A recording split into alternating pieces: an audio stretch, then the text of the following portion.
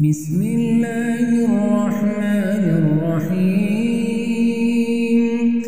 تبارك الذي بيده الملك وهو على كل شيء قدير الذي خلق الموت والحياة ليبلوكم أيكم أحسن عملا وهو العزيز الغفور الذي خلق 7 سماوات طباقا ما ترى في خلق الرحمن من تفاوت فارجع البصر هل ترى من فطور ثم ارجع البصر كرتين ينقلب إليك البصر خاسئا وهو حسير ولقد زينا السماء الدنيا بمصابيح وجعلناها رجوما للشياطين وأعتدنا لهم عذاب السعير وللذين كفروا بربهم عذاب جهنم وبئس المصير إذا ألقوا فيها سمعوا لها شهيقا وهي تفور تكاد تميز من الغيظ كلما ألقي فيها فوج سألهم خزنتها ألم يأتكم نذير قالوا بلى قد جاءنا نذير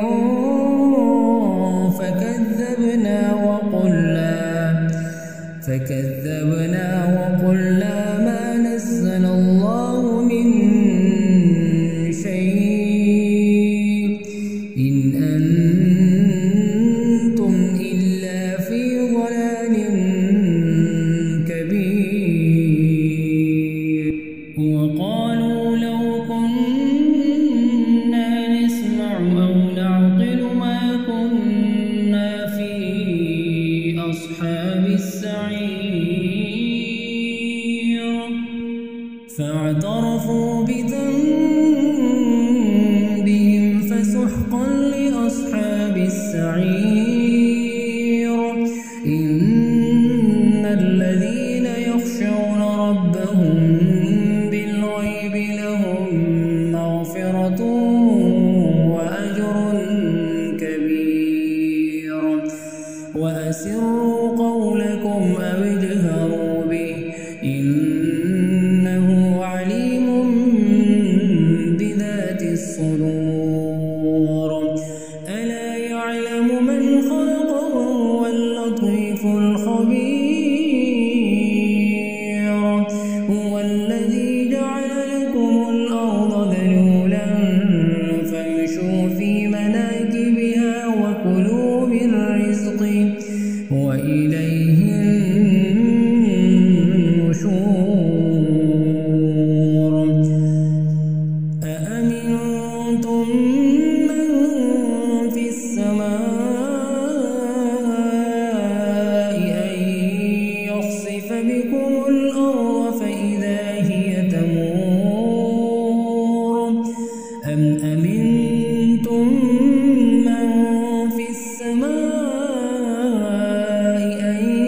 يرسل عليكم حاصبا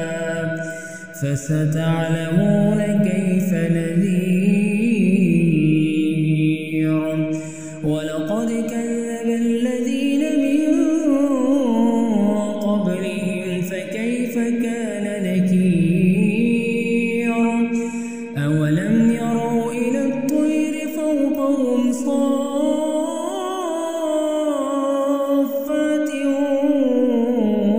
ويقبض ما يمسكهن إلا الرحمن إنه بكل شيء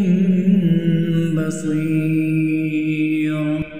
أمن هذا الذي هو جند لكم ينصركم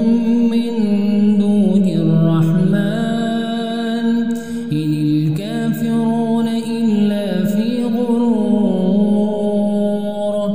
أمن هذا الذي يرزقكم إن أمسك رزقه بل لجوا في عتو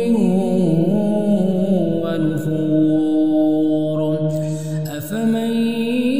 يمشي مكبا على وجهه أهدى أمن يمشي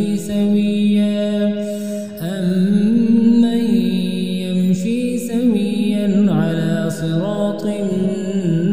مستقيم. قل هو الذي أنشأكم وجعل لكم السمع والأبصار والأفئدة قليلا